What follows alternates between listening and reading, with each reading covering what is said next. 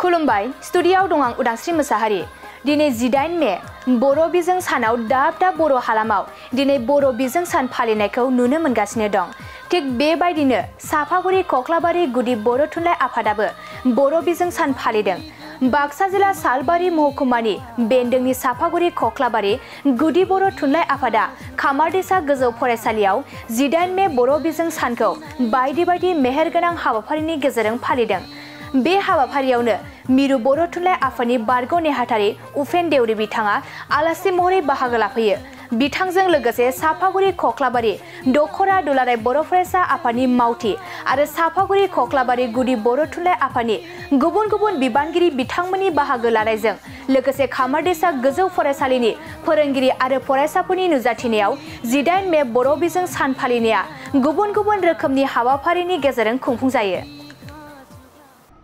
दिनै साफागुरि कक्लाबारि गुदि बर' थुनलाइ आफादा मिरुनि बिथोन लेखायै गुबुन गुबुन बर' थुनलाइ आफादा फालिनाय बायदिनो साफागुरि कक्लाबारि गुदि बर' थुनलाइ आफादाबो खामारदैसा गोजौ फरायसालिनि लांगोनायाव दिनैनि गोथार 18 मे बर' बिजों सानखौ फालिनो आखायाव लानाय जादों। मा मा हाबाफारि लादों? दिनैनि बे 18 मे बर' बिजों साननि गोथार सानजों लोब्बा लाखिनानै दिनै साफागुरि कक्लाबारि गुदि बर' थुनलाइ आफादा गिबियाव आफादनि फिरफिलाखौ बिरहोनाय हाबाफारि लादों। बेनि उनाव रुंसारिफोरनो गोसोखांथियाव आलारि बाथि फोजोंनाय आरो सावराय जथुम हिसाबै 18 मेनि गुमुरथि आरो बर' बिजोंनि इयुन बेखौ लानानै मोनसे सावरायमेल खुंनाय जादों। बर' बिजोङा थांनानै थानांगौब्लाथाय जोंनि जायफोर गामियारि ओनसोलनि फरायसाफोर दङ बै गासैबो फरायसाफोरखौ गुदि थाखोनिफ्राय गोजौ फरायसालिसिम गासैबो दिथागिरि गारजेनफोरानो गावबा गावनि फरायसाखौ बर' बिजोंनि फरायसालिफोराव हरोब्लानो थारै जोंनि बर' बिजोंनि फरायसालिफ्रा अराय समनि थाखाय थांना थागोन होननानै मिजिंथिनो हायो।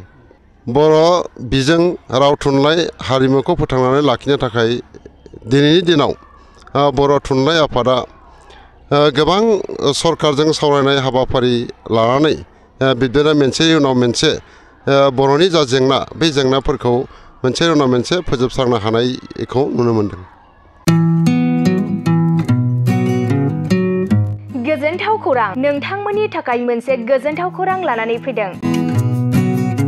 उदालगुरि जिल्लानि सिङाव थानाय डिमाकुसि नोगोराव नोंथांमोननि थाखाय अरदाब दा बड' किटचेन मुंनि गंसे गोदान हटेला गोजोनथाव खौरां लानानै फैदों। नोंथांमोना बे अरदाब दा बड' किटचेन हटेलाव साहा, कफि, आइसक्रिम, फास्टफुड, आखाइजों बानायनाय ग्रिन टि, न'आव बानायनाय आसार, गाइखेरनि एन्थाब आरो ओंखामजों जेरै अमा, दाउ, बोरमा, साम', खुसिया, अमा गोरान, नाफाम बायदिसिना बर'नि ओंख्रिखौ बे अरदाब दा बड' किटचेन हटेलाव जानो हागोन। अरदाब दा बड' किटचेन हटेला डिमाकुसि सेन्ट्रेल बेंकनि खोलाहा बरुवा रेडिअ' मबाइल गलाजों नांजाबनाय। सोरबाफोर अरदाब दा बड' किटचेन हटेलाव बायदिसिना जामुं आदार जानो थाखाय सिगांग्रो अर्डार हरनोब्ला नैबे 8135967290 जामबुं नाम्बाराव कल खालामनानै बुकिं खालामहरनो हागोन। गोजोनथाव खौरां, अरदाब दा बड' किटचेन हटेलाव गोबां न'आव बानायनाय मोजां मोजां जाग्रा आदारखौ मोननो हागोन।